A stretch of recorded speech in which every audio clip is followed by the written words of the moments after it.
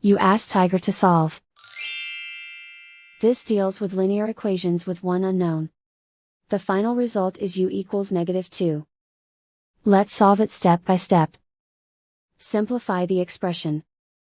Expand the parentheses. Simplify the arithmetic.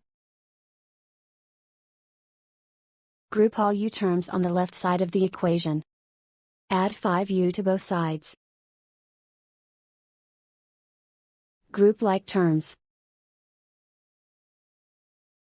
Simplify the arithmetic. Group like terms.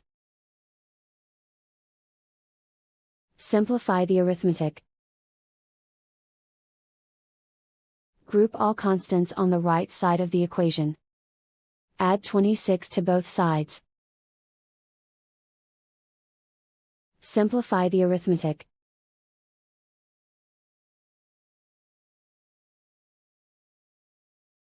Isolate the u. Divide both sides by -3. Cancel out the negatives. Simplify the fraction. Move the negative sign from the denominator to the numerator. Find the greatest common factor of the numerator and denominator.